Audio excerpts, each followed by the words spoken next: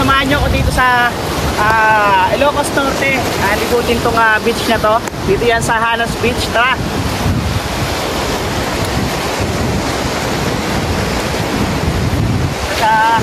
Ingat lang tayo pag naglalakad kasi may mga bato na malalaki at hindi siya puro buhangin.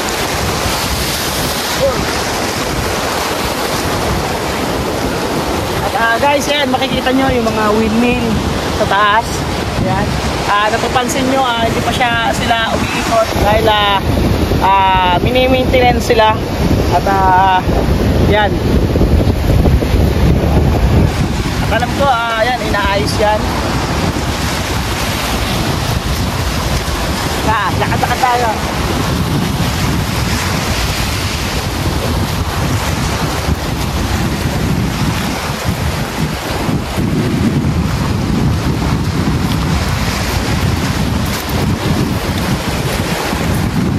Ito mga kasama natin, nandun na sila.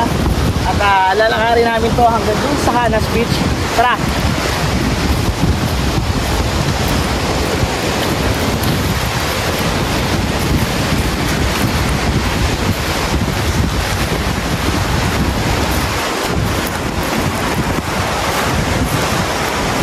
At wala masyadong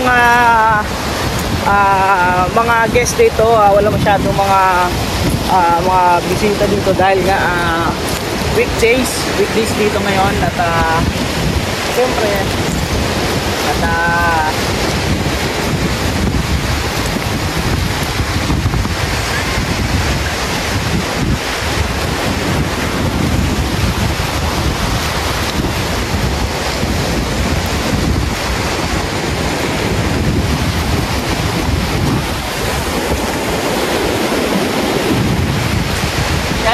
malalaki yung alon.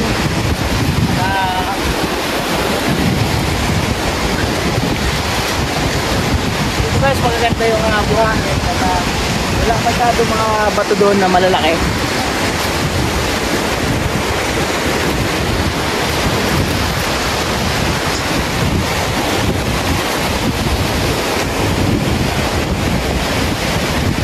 So guys, ganda ng buhangin.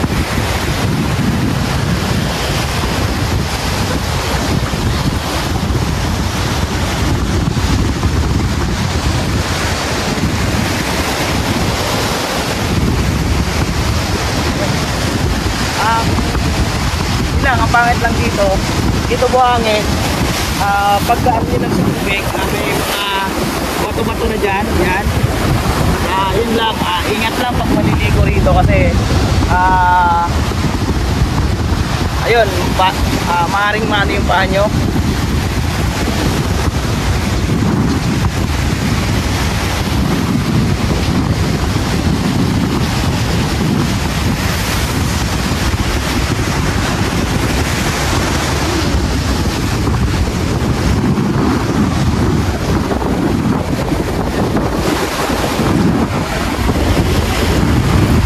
Diyan guys, at napakaganda talaga dito sa beach na to. Dito yan sa Ilocos Norte, dito sa Pagudpud. At dito yan sa Hanas Beach. Ayan, at samahan nyo ako at itutour ko kayo dito sa Hanas Beach, dito sa Ilocos Norte.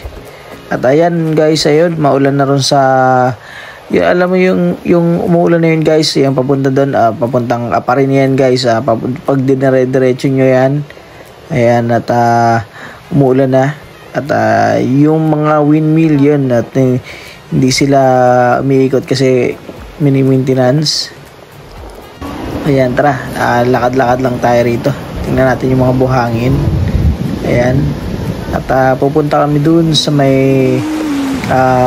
maganda yung buhangin. At yan, samahan nyo ako, lakad-lakad tayo doon. At yan na yung mga kasama natin. At nauna na sila. At time check tayo. At mga 5:20 na ng hapon. Ayan, yung buhangin niya. May mga kasamang medyo malalaki yung mga bato. At dito guys, hindi masyado maganda mag-swimming dito kasi may mga lalaking bato. At kaya pupunta kami dun sa banda doon at maganda yung buhangin at pino. Ayan, at paambon-ambon dito. At katatapos lang ng bagyo. At wala masyadong guest dito sa pinuntahan naming resort. At kasi weekdays at weekend ang maraming tao dito. At solo namin yung resort. Ayan, lakad-lakad tayo. Samahan nyo ako.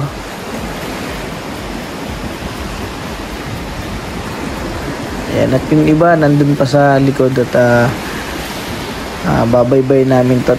Titingnan namin dito yung beach.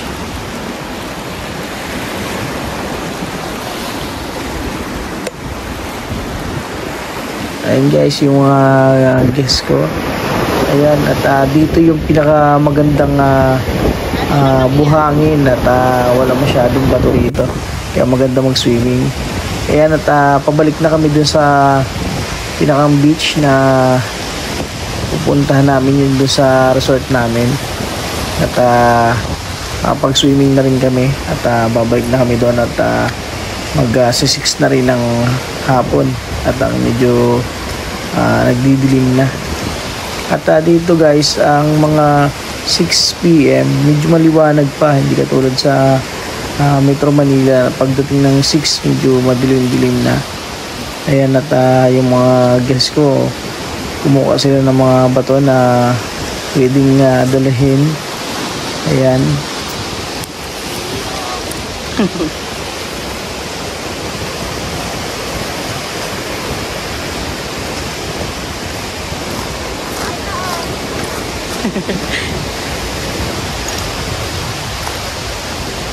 Ayan, medyo malayo na pala yung lakad namin, ano?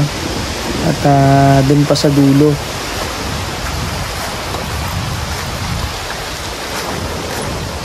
Ayan, medyo malalaki yung bato at hindi magandang maligo dito.